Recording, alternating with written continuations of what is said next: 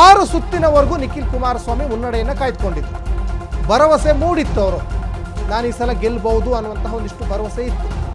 6 ಸುತ್ತು ಆಗಿದ್ದೇ ತಡ.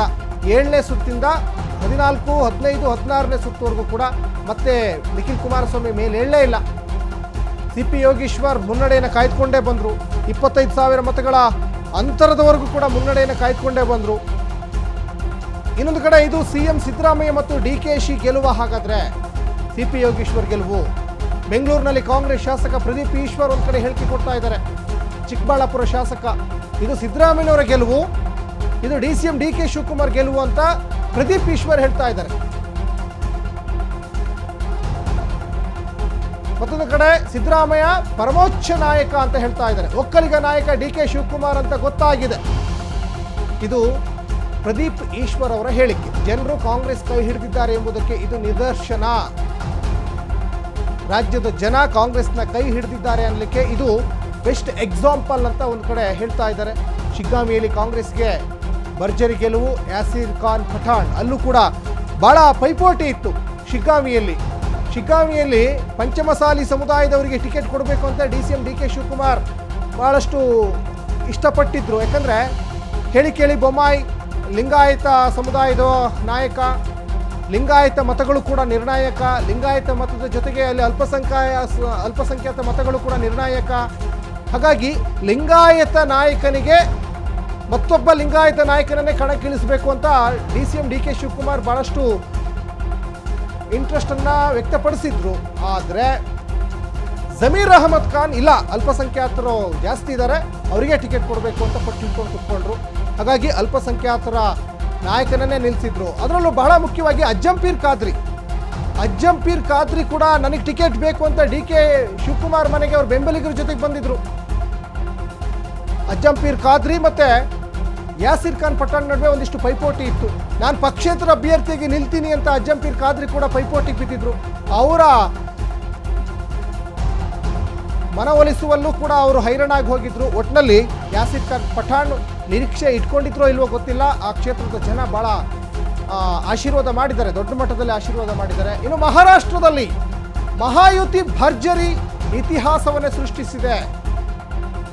ನವೆಂಬರ್ 26ಕ್ಕೆ ನೂತನ ಸರ್ಕಾರ ರಚನೆ ಮಾಡಲಿಕ್ಕೆ ಎಲ್ಲ ರೀತಿಯಾದಂಥ ತಯಾರಿ. ಮಹಾರಾಷ್ಟ್ರದಲ್ಲಿ ಮಹಾಯುತಿ ಮತ್ತು ಮಹಾ ಅಗಾಡಿ. ನಾವಿಲ್ಲಿ ದೇವೇಗೌಡರನ್ನ ಹೇಗೆ ಬಿಂಬಿಸ್ತೀವಲ್ವಾ, 6 ದಿನ 29 ಸಭೆಯಲ್ಲಿ ಭಾಗವಹಿಸಿದ್ರು ಇಂಥ ಇಳಿ ವಯಸ್ಸಲು ಅಂತ. ಅದೇ ರೀತಿಯಲ್ಲಿ ಮಹಾ ಅಗಾಡಿಯಲ್ಲಿ ಶರದ್ ಪವಾರ್ ಗೇಮ್ ಚೇಂಜರ್. ಶರದ್ ಪವಾರ್ ಕೂಡ ಸಾಕಷ್ಟು ಮೋಡಿ ಮಾಡಿದ್ರು. ಸರ್ಕಾರ ರಚನೆ ಮಾಡಲಿಕ್ಕೆ ಎಲ್ಲ ಪ್ಲಾನ್ಗಳನ್ನು ಮಾಡಿಕೊಂಡಿದ್ರು. ಯಾರು ಮಹಾ ಅಗಾಡಿಯಲ್ಲಿ ಮುಖ್ಯಮಂತ್ರಿ ಆಗಬೇಕು ಅನ್ನುವಂಥ ಚರ್ಚೆ ಆಗಿತ್ತು. ರಣದೀಪ್ ಸುರ್ಜೇವಾಲಾ ಎಲ್ಲ ರೀತಿಯಾದಂಥ ಪ್ಲಾನ್ ಅನ್ನು ಮಾಡ್ಕೊಂಡಿದ್ರು. ಕುದುರೆ ವ್ಯಾಪಾರ ಆಗುತ್ತೆ ಈ ಸಲ, ಕರ್ನಾಟಕಕ್ಕೆ ಶಿಫ್ಟ್ ಮಾಡ್ತೀವಿ ಶಾಸಕರನ್ನ. ಪರಮೇಶ್ವರ್ ನಮ್ಮ ಗೃಹ ಸಚಿವ ಏನಿದಾರಲ್ಲ ಡಾಕ್ಟರ್ G ಪರಮೇಶ್ವರ್ ಇನ್ಚಾರ್ಜ್ ಕೂಡ ತಗೊಂಡಿದ್ರು. ಶಾಸಕರನ್ನೆಲ್ಲ ಇಲ್ಲಿ ಕರ್ಕೊಂಡು ಬಂದು ಅವ್ರನ್ನ ಸೇಫ್ ಮಾಡಲಿಕ್ಕೆ. ಇನ್ನು ದೇವೇಂದ್ರ ಫಡ್ನವೀಸ್ಗೆ ಮಹಾರಾಷ್ಟ್ರ CM ಪಟ್ಟ ಏನಾದರೂ ಸಿಗುತ್ತಾ? ಹಾಗಾದ್ರೆ ಫಡ್ನವೀಸ್ಗೆ ಪ್ರಧಾನಿ ಮೋದಿ ಅಮಿತ್ ಶಾ ದೂರವಾಣಿ ಕರೆ ಮಾಡಿದ್ದಾರೆ. ನೋಡಿ ಎಷ್ಟು ಕ್ವಿಕ್ ಆಗಿ ಆಕ್ಟಿವಿಟೀಸ್ ನಡೀತಾ ಇದೆ ಮಹಾರಾಷ್ಟ್ರದಲ್ಲಿ ಅಂತ. ಹೇಳಿ ಕೇಳಿ 3rd largest tax paying state ಅಂತಲೇ ಹೇಳ್ತಾರೆ ಮಹಾರಾಷ್ಟ್ರವನ್ನ. 3ನೇ ಅತಿ ದೊಡ್ಡ ಶ್ರೀಮಂತ ರಾಜ್ಯ ಮಹಾರಾಷ್ಟ್ರ. ಸಾಕಷ್ಟು ಟ್ಯಾಕ್ಸ್ ಪೇ ಮಾಡ್ತಾರೆ. 288 ವಿಧಾನಸಭಾ ಕ್ಷೇತ್ರ. ಉತ್ತರ ಪ್ರದೇಶ, ಪಶ್ಚಿಮ ಬಂಗಾಳ ಬಿಟ್ಟರೆ ಮಹಾರಾಷ್ಟ್ರವೇ ಅತ್ಯಂತ ದೊಡ್ಡ ರಾಜ್ಯ ಅಂತ ಕೂಡ ಇಲ್ಲಿ ಬಿಂಬಿಸಲಾಗ್ತಾ ಇದೆ.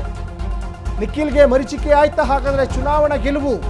2 ಬಾರಿ ಸೋತಿದ್ರು. ಮಂಡ್ಯ ಸುಮಲತಾ ಅಂಬರೀಷ್ ಅವರ ವಿರುದ್ಧ 2019 ಮತ್ತು 2018ರಲ್ಲಿ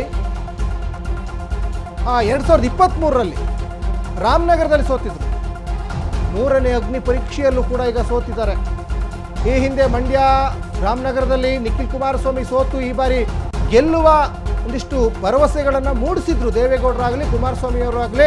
JDSನ ಕಾರ್ಯಕರ್ತರು ಸ್ಪೆಷಲಿ JDS ನೋಡಿ, ಯಾವುದೇ ಪಕ್ಷಕ್ಕೆ ಬಲ ತುಂಬೋದು ಅಭ್ಯರ್ಥಿಗಳಿಗೆ ಕಾರ್ಯಕರ್ತರ ಬೆಂಬಲ, ಕಾರ್ಯಕರ್ತರ ಒಂದು ಸಪೋರ್ಟ್ ಇಲ್ಲದೆ ಇದ್ದರೆ ಖಂಡಿತವಾಗ್ಲೂ ಕೂಡ ಯಾರು ಗೆಲ್ಲಕ್ಕಾಗಲ್ಲ. ಬಟ್ ಇಲ್ಲಿ ನಿಖಿಲ್ ನಿಲ್ಲೇಬೇಕು ಅಂತ ಪಣ ತೊಟ್ಟಿದ್ರು. ನಿಖಿಲ್ಗೆ ಜೈಕಾರ ಹಾಕ್ತಾ ಇದ್ರು ಚುನಾವಣಾ ಪೂರ್ವ, ಚುನಾವಣೆ ನಂತರವೂ ಕೂಡ.